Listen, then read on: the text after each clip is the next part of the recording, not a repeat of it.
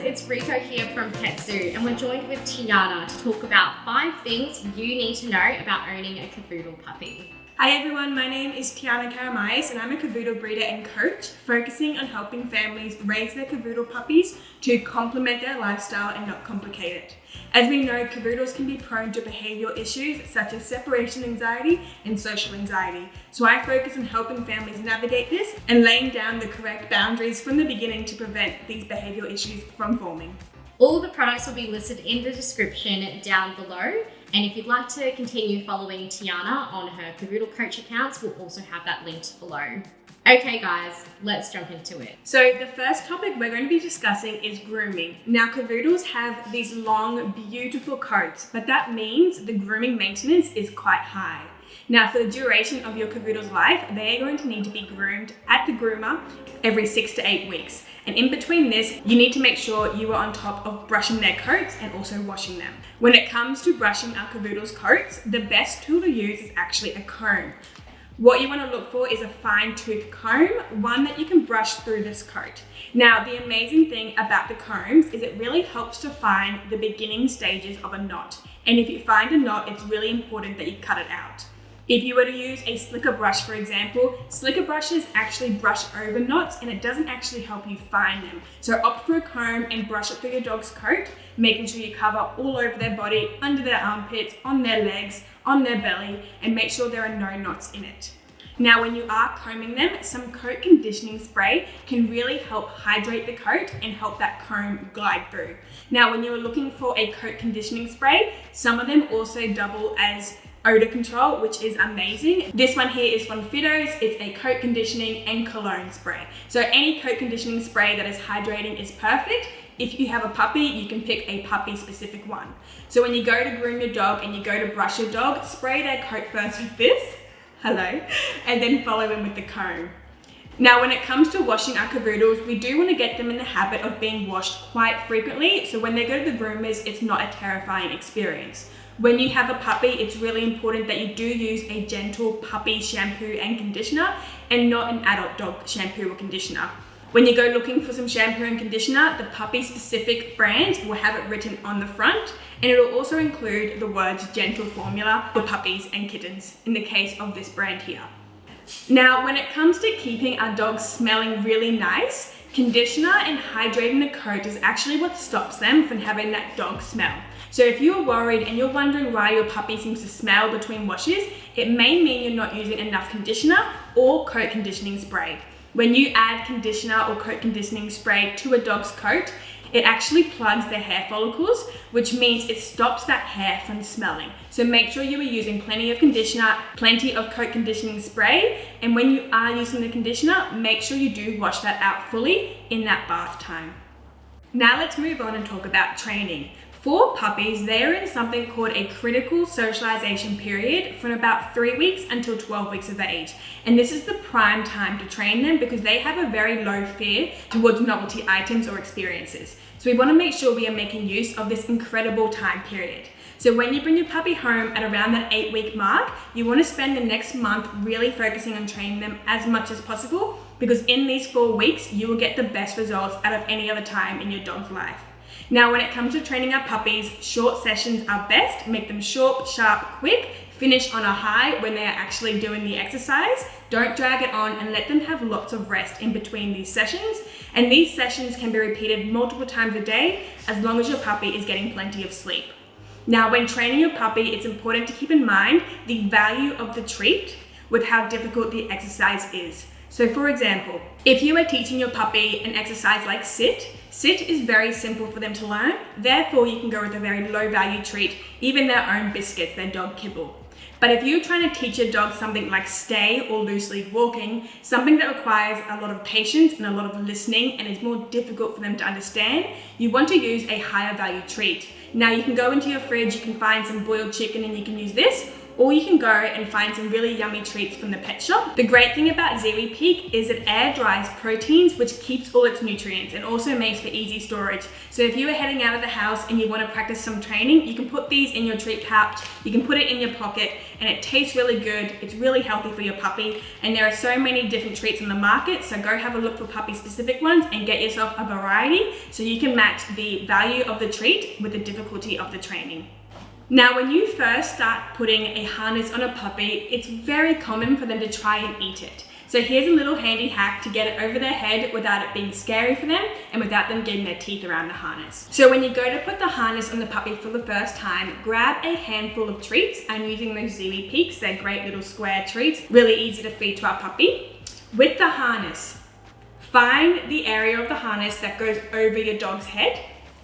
Then what we want to do is place your hand through this hole, and as they eat those treats, that's when you pull it over their head. They're distracted by the treats, they're not eating the harness, and it makes the experience really positive for them because you're giving them lots of treats. Good girl.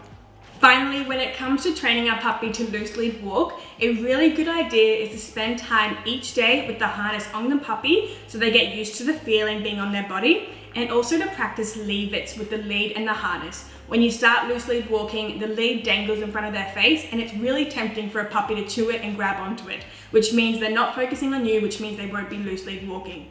So practice lots of leave-its with the lead, practice having the harness on, so that when it comes to teaching them to loose lead walk, the process is really smooth and enjoyable for you both. Okay, let's move on to health and nutrition for our Cavoodles. Now, if you have a Cavoodle or you have a friend who has a Cavoodle, they've probably complained about how fussy they are when it comes to eating. It's no secret, Cavoodles can be very fussy, and it's not that unusual for them to stop eating completely and go off their food. So there are a few things we can do to help encourage them to eat and to make it a little bit more exciting for them. The first thing is to add toppers onto your kibble food. So if you're giving your dog hard biscuits to eat, add a topper. You can go into your fridge, you can get some boiled chicken. You can go into your cupboard, you can use some spring water tuna. You can go into your fridge and you can get some boiled rice, or you can get some toppers already made at the pet shop. Again, Ziwi Peak, you can sprinkle it on top. Ziwi Peak is so yummy and really, really good for our puppies. Now, getting your puppy to eat, it can be a bit of a journey, it can be a bit of an experience. It's definitely gonna make you wanna pull your hair out. It's just a process. Make sure you have lots of variety on board, but whenever you are introducing a new food to your puppy for the first time, give them a very small amount over a period of 7 days so you don't upset their tummy. Now let's go on to talking about parasite control. We need to make sure we are covering our dogs for fleas, ticks, heartworm, and intestinal worms. Heartworm and intestinal worms are two separate kinds of worms, so you need to make sure whichever product you are using covers for both. Now, when it comes to ticks, you have paralysis ticks, brown ticks, and bush ticks. The paralysis ticks live in the cities. So if you live in Australia, if you live along the coast of Australia, paralysis ticks can live in your backyard. So make sure you are giving them their required dose when it's due and not missing any days. Now, when it comes to picking a product, there are so many out there on the market. There are all-in-one products like Simparica Trio or NexGard Spectra, and then there are products like Drontal that just does worming, and then you can go onto just NexGard for flea and tick. There is a big variety out there. You can always speak to your vet if you're confused. Otherwise, just make sure that the products do include fleas, ticks, heartworm, and intestinal worms. I will make a note, something like NexGard Spectra and something like Simparica Trio, while it is an all-in-one product, it doesn't cover for tapeworm, so you will need to add an extra little tablet in to make sure your puppy is protected.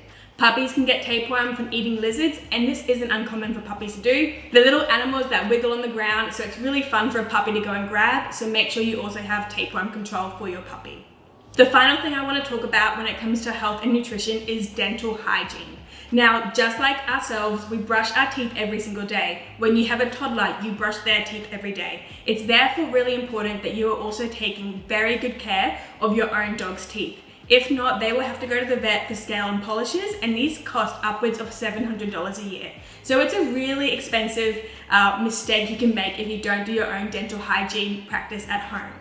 Now, when it comes to dental hygiene, if you have a dog that's over 6 months of age, you can go and get dental chews. Now, dental chews are really great. The mechanical action of the chewing helps to clean those teeth, but it's not enough. You also need to go in with a toothbrush and toothpaste, and you need to brush your dog's teeth every single day.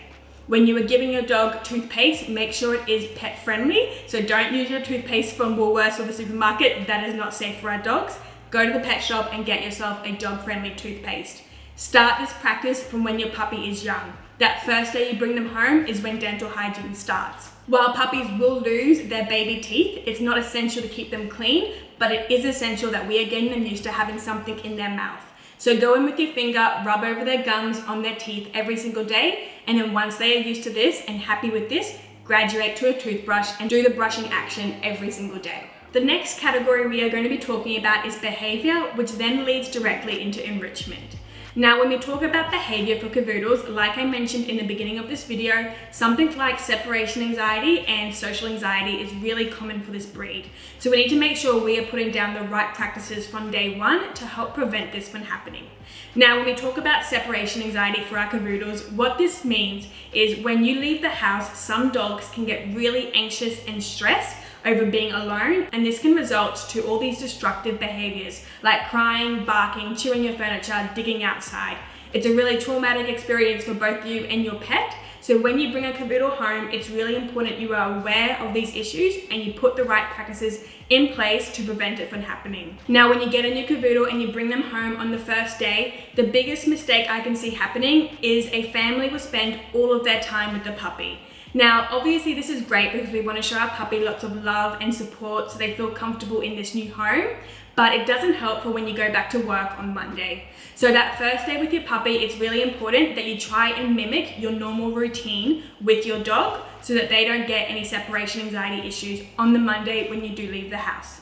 Now, there are ways to help make this process a little bit smoother. So like I said before, this leads me into enrichment. When talking about enrichment with puppies, there is both physical enrichment and mental enrichment.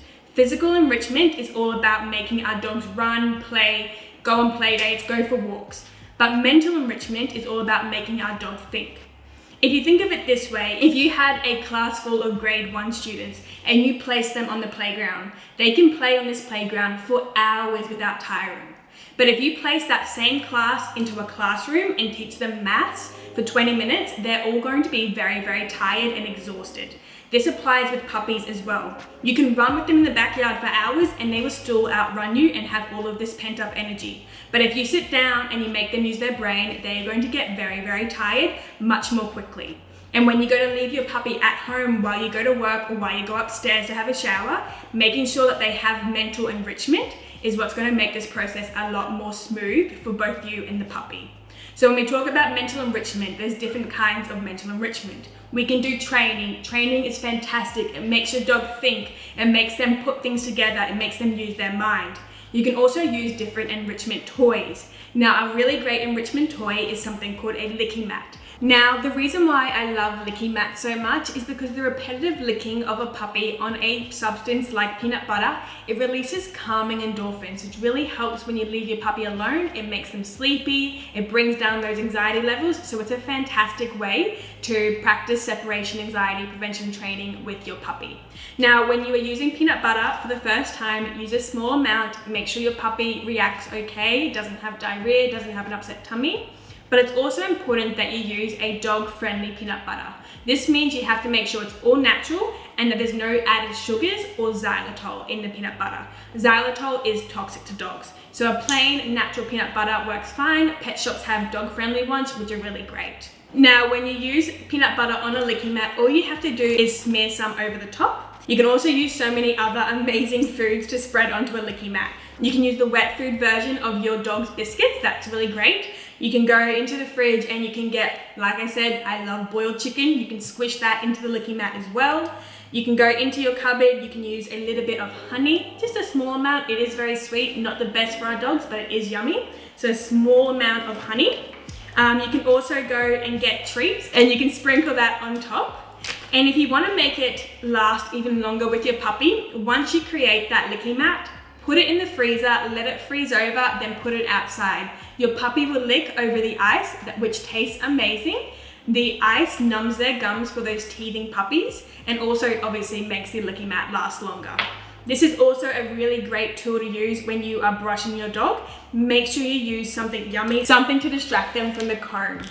Now we'll see if Chelsea wants any peanut butter today. She does love peanut butter. As Chelsea is licking the licky mat and licking the peanut butter off it, like I said, it is releasing calming endorphins, which actually teaches her how to regulate her emotions. When you have a puppy and they have the zoomies and they're running around all crazily, and then you give them a licky mat to lick, it teaches them to go from high energy to low energy. And this is really, really important. This skill is essential for puppies to learn, and a breeder will actually have the biggest impact on this. So when you are looking for a Cavoodle breeder, make sure you find a breeder who raises their puppies on a curriculum program that incorporates all of these elements into raising a puppy to be well adjusted. And in addition to this, that separation anxiety prevention training starts with the breeder at 4 weeks of age. If you are in Australia and you are looking at getting a Cavoodle puppy this year, send me an email, hello@tianakaramihas.com, and I can let you know what litters I have coming up. My puppies are raised on a curriculum program. They are my entire focus every single day. I also put them through my own Cavoodle puppy school before they leave my house, which takes the pressure off you for training your Cavoodle puppy. Thanks guys for watching. Really appreciate Tiana coming in today with all her expert advice and tips on what it takes to own a Cavoodle puppy. If you guys are really interested to learn more and listen to some more long form content, please head on over and support Tiana's podcast to find out everything you need to know, from crate training to diet to exercise. There's a bunch of information and resources there available for you. And don't forget to like and subscribe to Pet Zoo for more pet related content. Bye. Bye, thank you.